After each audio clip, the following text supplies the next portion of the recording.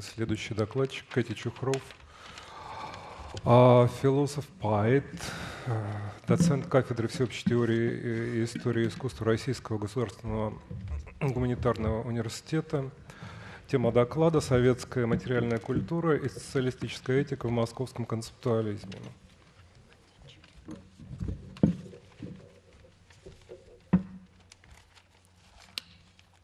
Всем привет, и я тоже благодарю организаторов за приглашение.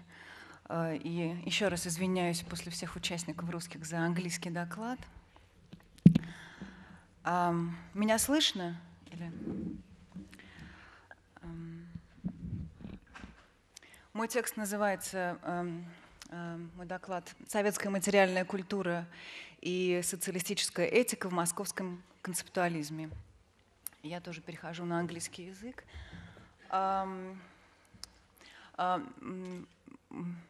So I'm not an art historian and I'm not a curator.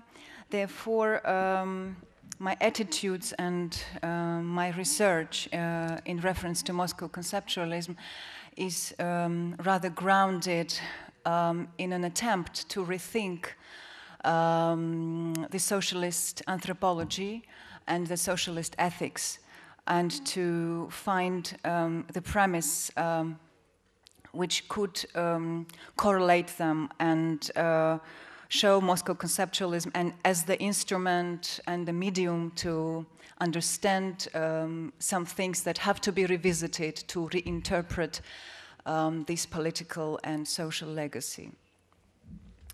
Well, first of all, it's important to note that to differentiate Moscow conceptualism definitely from the non-conformist art of 60s, and even though there are affinities with the Lianosov group, it's really important to have this in mind, because in many collections and in many exhibitions this differentiation is not made.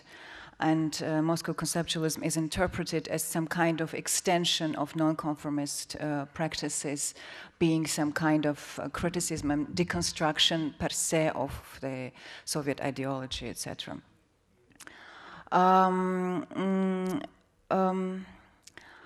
In her book, Originality of Modernism and Other Myths, Rosalind Krauss makes an attempt to define the semiotic paradigm of conceptual thinking, and she refers to the signification system of Charles Sanders Peirce, in which index is the second category in the triad of icon, index, symbol.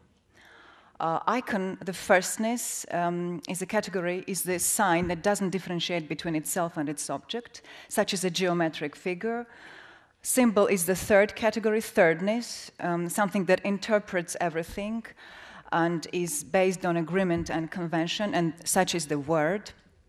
And the secondness is index, a semiological paradigm on which the conceptual work resides, and it's based on duality, and it represents not a mimetic but a dynamic correlation between two signs, or between a sign and an object. And index is something that is not in need to symbolize anything or resemble anything. It is the finger pointing at something, as you see in Baldessari's painting. It is a hole from shooting in the window pane, which refers to the window pane, which refers to the shooting that had taken place. It is the trace of a foot, etc., etc. And no matter what the conceptual work concentrates on, pure text, subversion of an idea, documentation, intervention, ready-made, animated situation of Oitizika, for example, the prevalence of index semiology makes conceptual work a machine that always preserves the gap between the two correlated elements. And I think this is what, I find this one of the most important traits of a conceptual work, the indexality, which keeps attraction of these two elements and disjunction at the same time. So Rather than defining conceptualism's aims as juxtaposition of an idea and form in favor of idea, or as correlation of the visual and the textual in favor of the textual, I would locate tension of conceptualist semiology in the gap between the two indexally related elements, which can be any sort of elements, objective as well as linguistic. What is important is to keep this machinic dynamics of rupture. If I go further, you see, I think it will work. So this is the work by Marcel Brathers, which is a book and a sculpture at the same time, and you see the impasse, disjunction. If you take the book to be read, then it stops to be a sculpture. And if you keep it a sculpture, it is not already a book. So these two elements keep the rupture all the time. This is the chair, the conceptual significatory object and barbaric substance brought together. Again, the two elements correlated and not going together. This is the Victor Bergen work. It's called Photopath, where he photographs exactly part of the floor and staples this photograph in a real size on the floor. And you have the element of tautology here on the one hand, but at the same time the shift, subverted indexality, which keeps the rupture again between these two formally tautological signs. And I don't know whether... Yeah, I think this piece split by Gordon Martha Clark also, which is the very direct realization of what rupture may be. And I would say that all these methodological features definitely matter for Moscow conceptualism and for conceptualism's poetics in general. But I think that there is something in the Soviet social and political background and its material culture and economy and even ethics that consciously or unconsciously makes Moscow conceptualism exceed combinatorics, immanence, precision, and rationalism of the Western conceptualism, and this is not a new thing to be said. For example, you may see this in Russian works, which definitely semiotically can be the same. Ideology and language and nature, or again this Panitkov work, Saucepan, from the exhibition that Boris made, the sublime and the lower, the thing from a lower reality, everyday reality, brought together and not going together at the same time. And my favorite work, sorry for the very, very bad pictures, I'm really bad at pictures and any technical equipment. This is one of the best works by Andrei Monastyrsky, which is called The Branch, Vetka. And nominally, it definitely contains this element of index, the correlation of two incompatible elements. So this sculpture has to be unwinded, and its aim is to hear the music of the scotch, yeah? But as soon as you unwind it, it stops to be a sculpture. So on the one hand, it is very reminiscent of Lygia Clark's strategies of transforming the object into the sensory relations and acts. Like, if you remember, for instance, the work by Lygia Clark, which is called The Stone and Air, which you have to carry in the hands to be realized. And this sensory touch and sensory relation with the human body takes place. But here, the sensory relation is only meant, but the work should remain and reside in sublimity. So on the one hand, this branch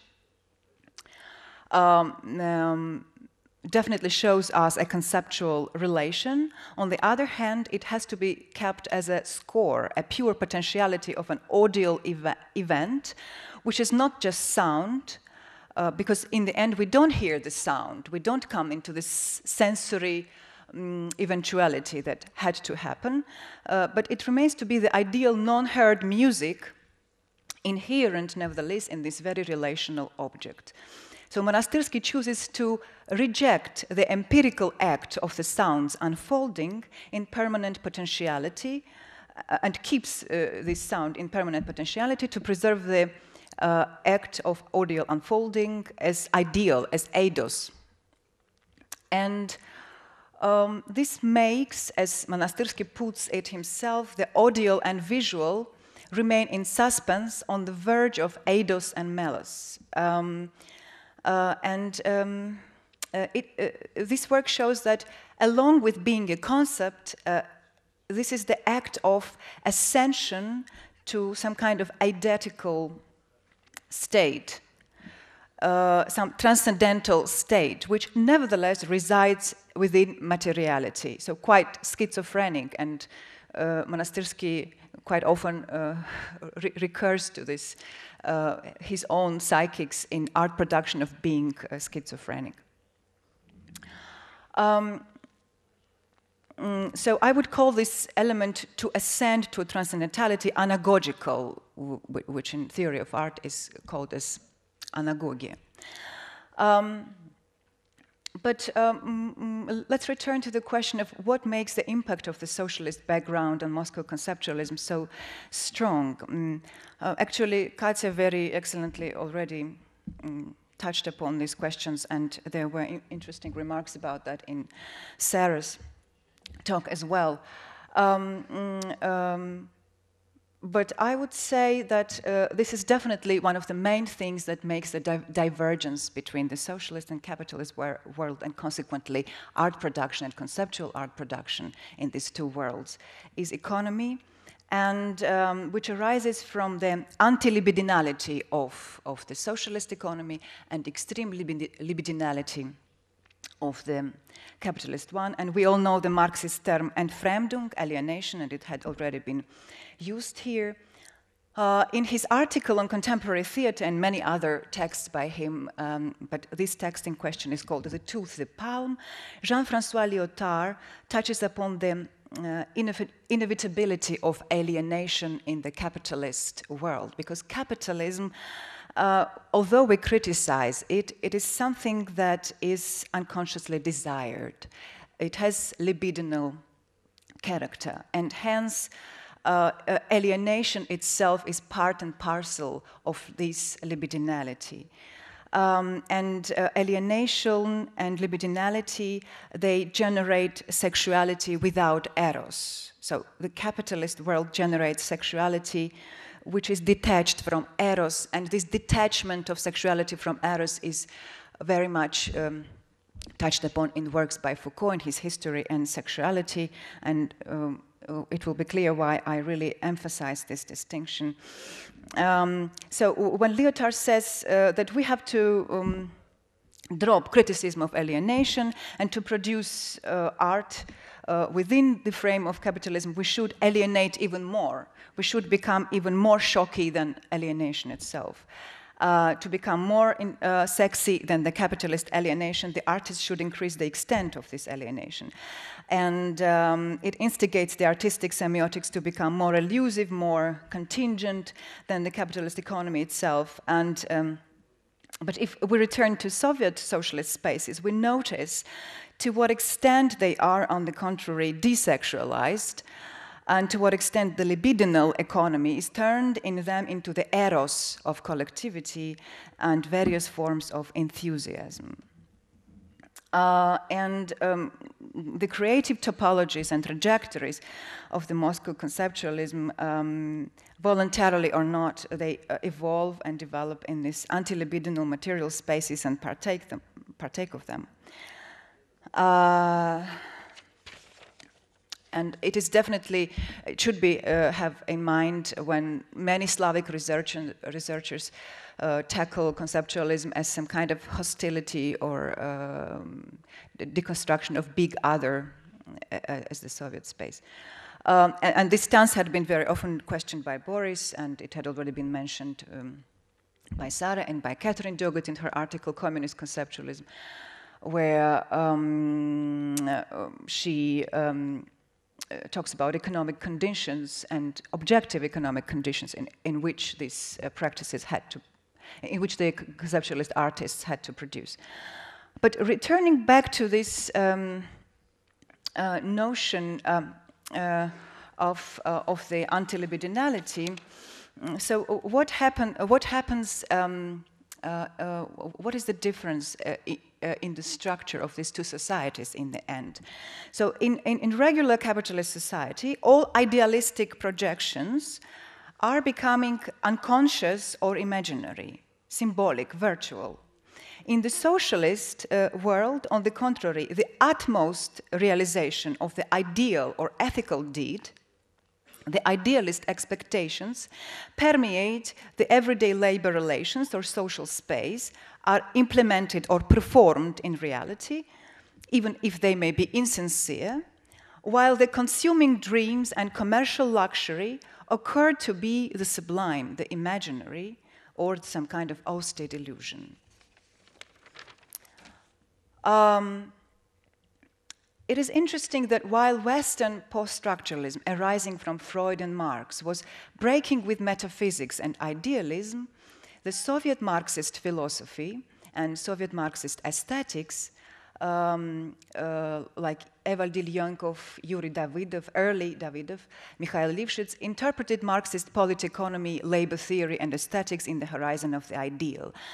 And this ideal is definitely completely different from any Kantian, Fichtean, Hegelian interpretation of it, and it is quite far from German idealism as well.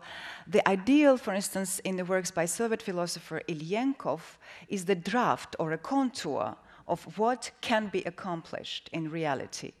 Like the ideal image of bread in the imagination of a hungry person, or the image of bread in the imagination of a baker who has to prepare it.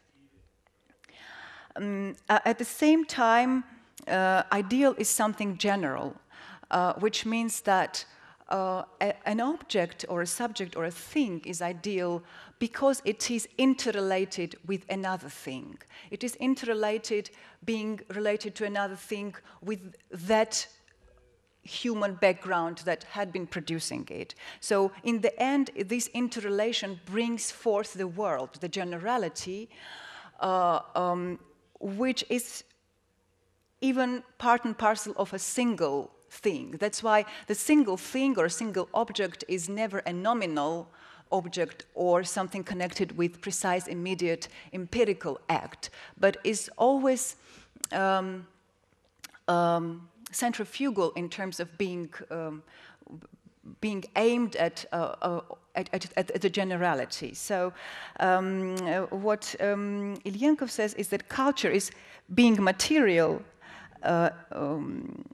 in its being, yeah, but in purport and origin, it is ideal just because it contains collective aspiration and collective thinking. And therefore, it exceeds the empirical and nominal strata. As we know, in modernism, in Western conceptualism, although Western conceptualism is overcoming of modernism strategies, definitely, Still, the work of art is immanent, and its body and its objective represented appearance is very important, and nominalism, precision, and immanence are part and parcel of these works. And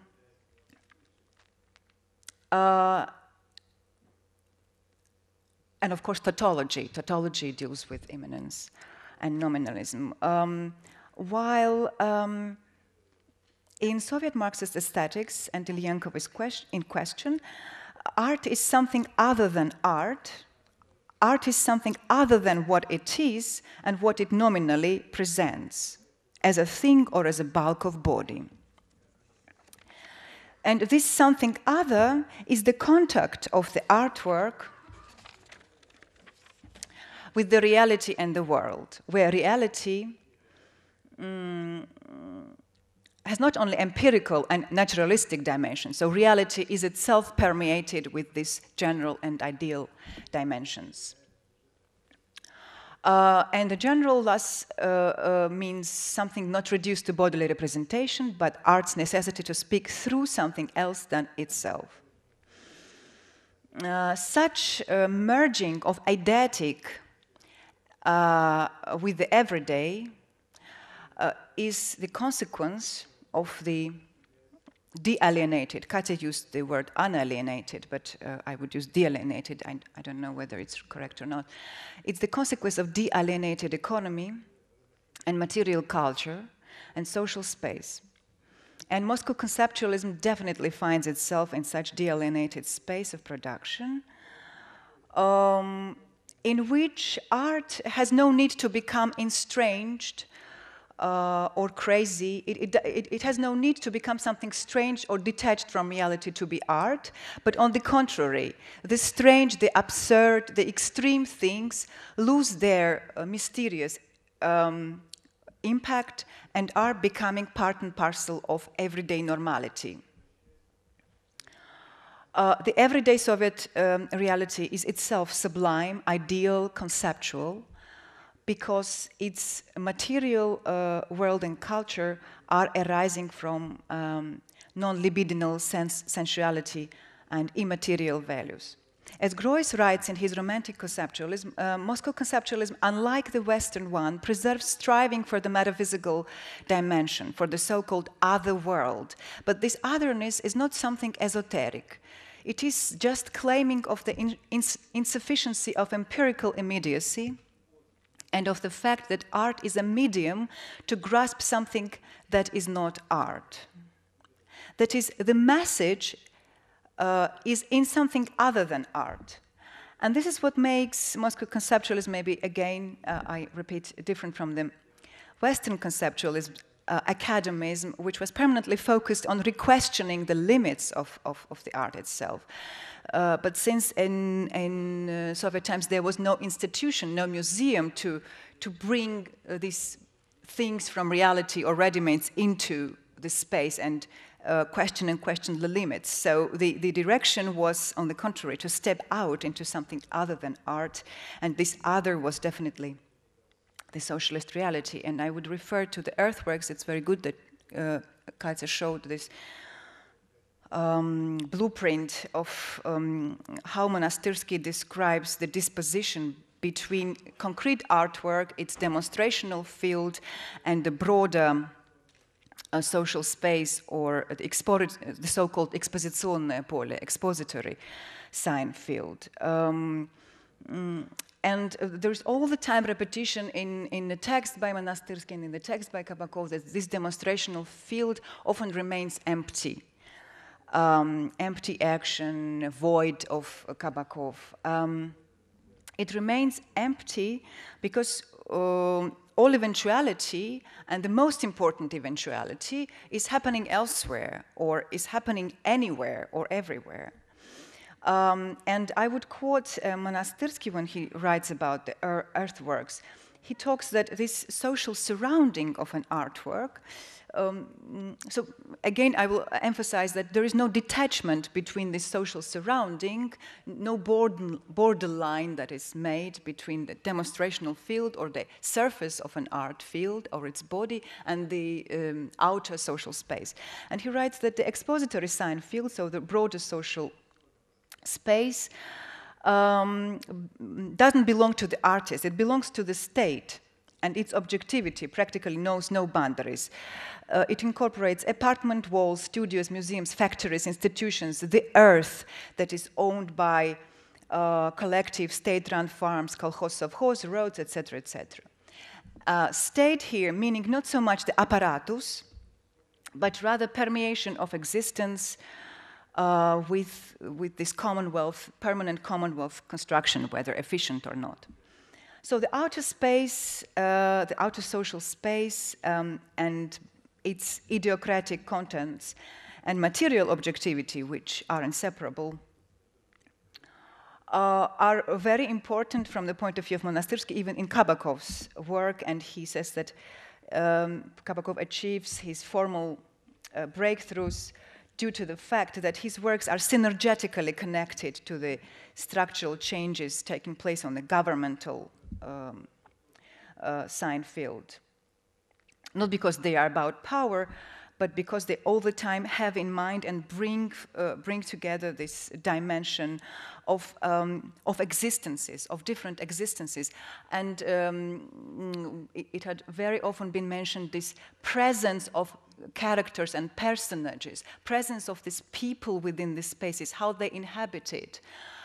So the modes of behaviors and existences, they are also some conceptual things to have in mind. And this is also conceptualized definitely in total installations by Kabakov, in collective actions by Monastyrsky, in Prigov's behavioral strategies, because Moscow conceptualism is very noisy. It has very, very many voices all the time, and it really brings this huge number of organizations, people, the way they produce and exist into the spectrum of the art piece. And in this case, the dimension of the social, the artistic, and conceptual, and even ontological coincide here. Now I touch how it is that the surrounding is so conceptual, how it is that well, the regular commodity produced in the socialist background is already conceptual. Actually, if we imagine a ready-made, a regular ready-made in pop art or in conceptual art, or in case of Warhol, which is brought into the exhibitory space, this is definitely an extremely seductive object because it's a commodity, and to conceptualize it, the artist has to conceptualize this very seduction. So conceptualizing seduction, the attraction and seduction are intensified and increased, as was the case with Andy Warhol. The Soviet consumer object, be it clothes, underwear, furniture, is conceptual because it is belonging to the eidetic realm. And why is it belonging to eidetic realm? Of course, the Soviet consumer goods were consumed and they had functions and utilitarian values to a certain extent. But again, I would repeat that the experience of using things was devoid of pleasure, of libidinal pleasure. For example, if I have a furniture, it would be some eidetic piece of furniture. Any furniture that serves its functions and its concept, if we regard the meaning of the word concept also as defining why and how something had been conceived at all. So in a very maybe Platonic way. So this eidetic piece of furniture is completely free from attractive decorative details that could imply any desire, surpassing its most minimalist and ascetic purposes. And the same concerns the room, the house, the piece of clothes. As Monastyrsky put it in his text on VDNH, VDNH means Exhibition of Achievements of the People's Economy, he writes about the mythology and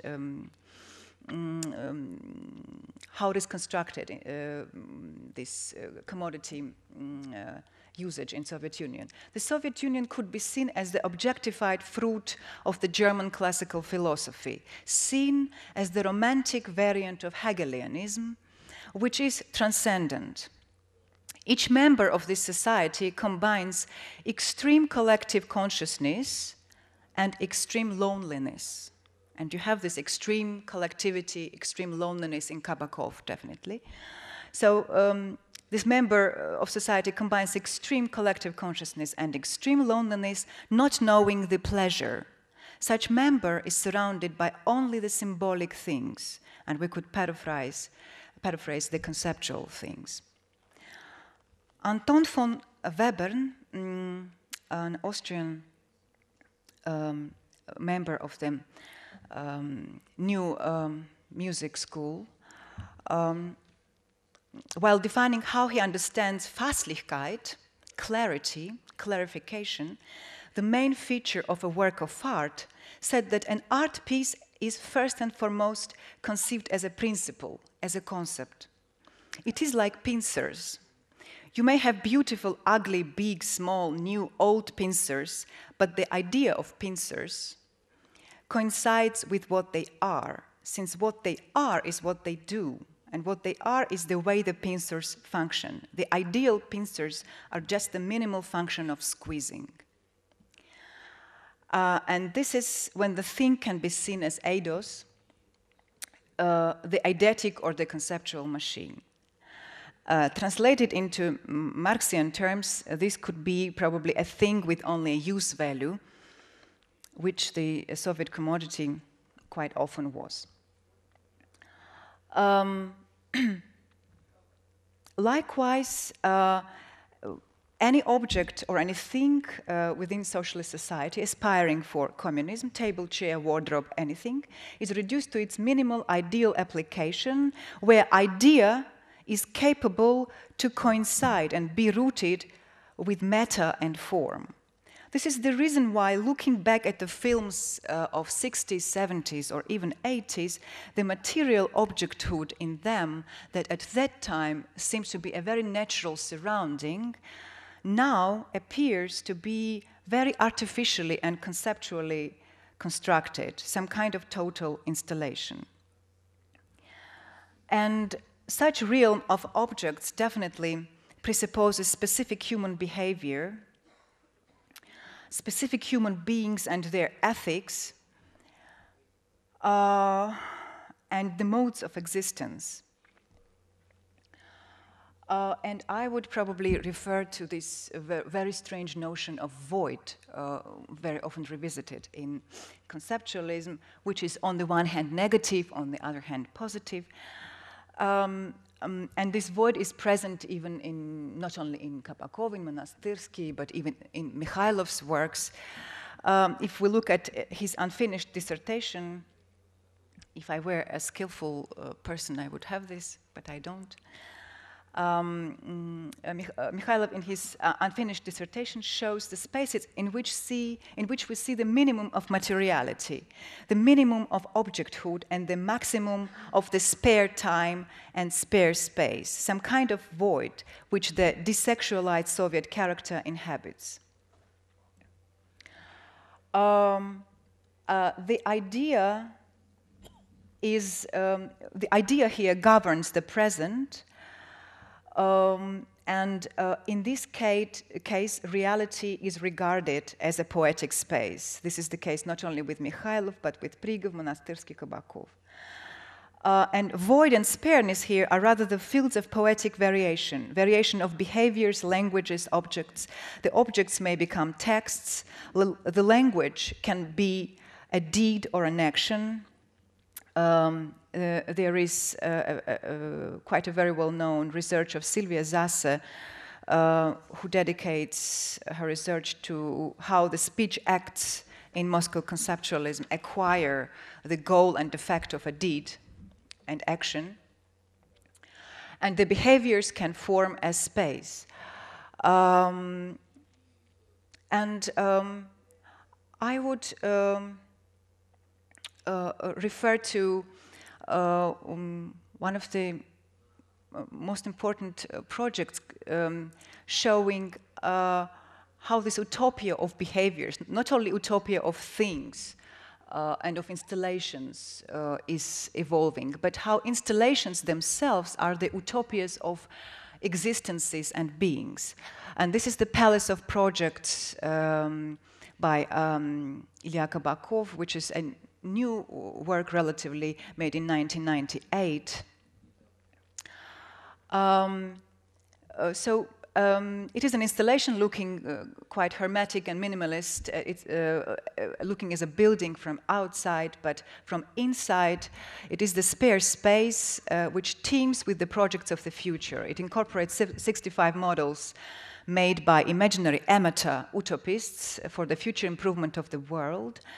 And these possible projects outlaid as installations and combined with drawings and text, drafts, poems. So every single piece here serves to construct the world of different ideal variations of existence and habits. So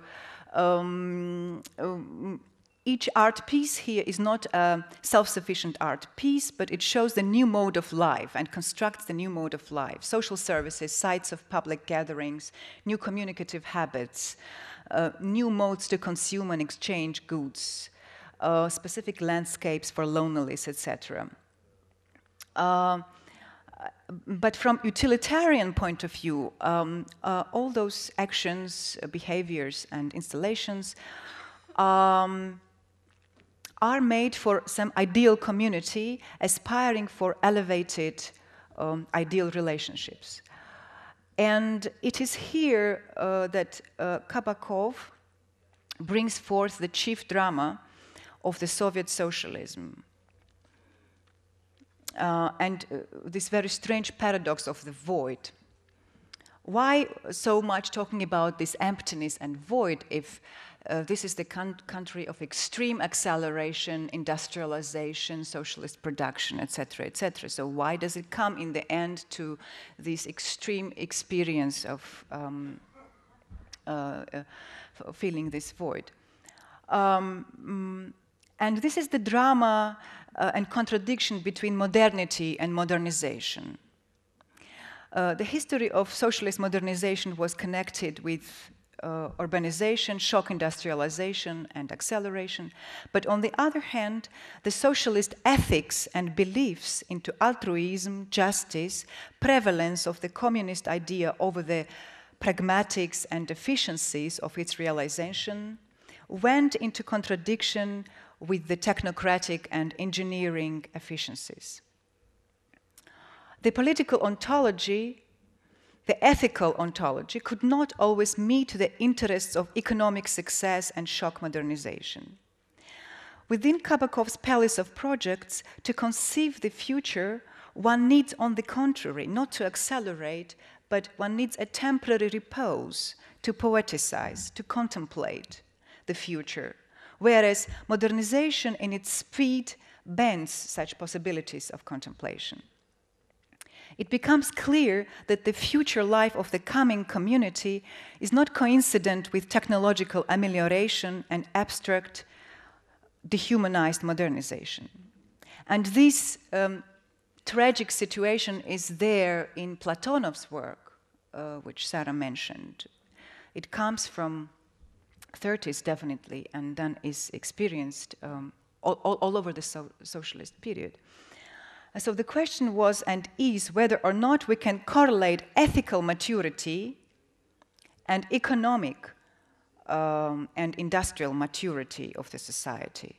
Whether modernity is about ethical maturity within human commonality, or whether it is about competitive economic or any technological excellences. And this is a very important dilemma that reached its utmost obviousness by 70s. The Soviet 70s are known very well as economic, and I finish here.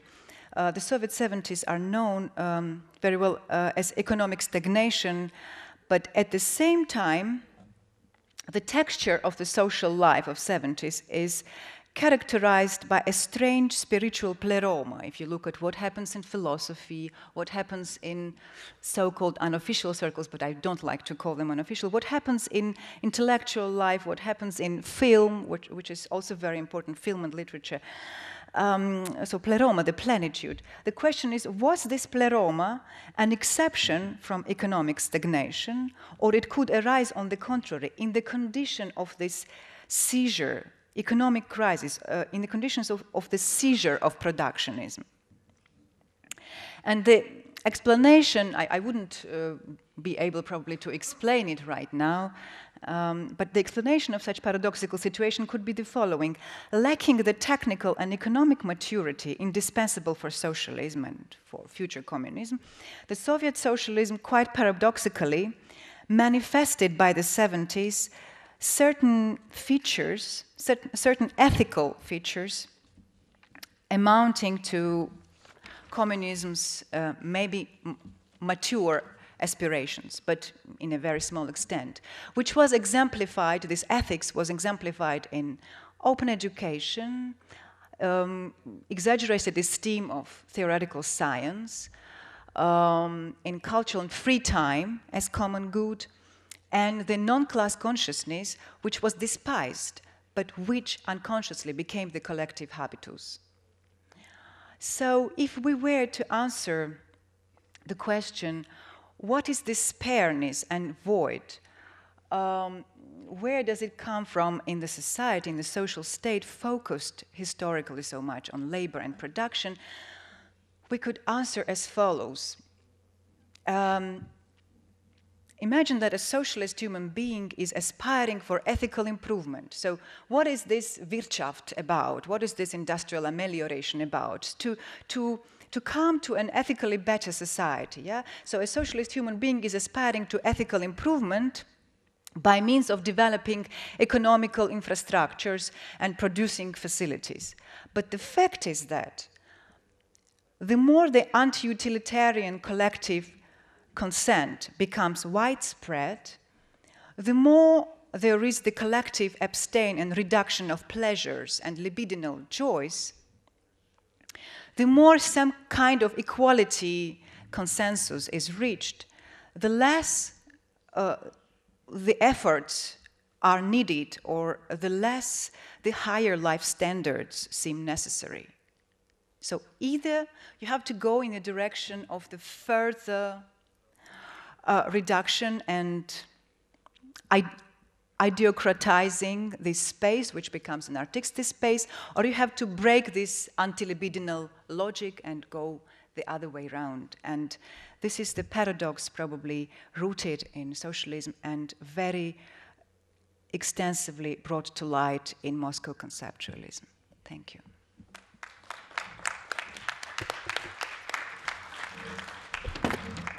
Спасибо. Это последний доклад в утренней панели.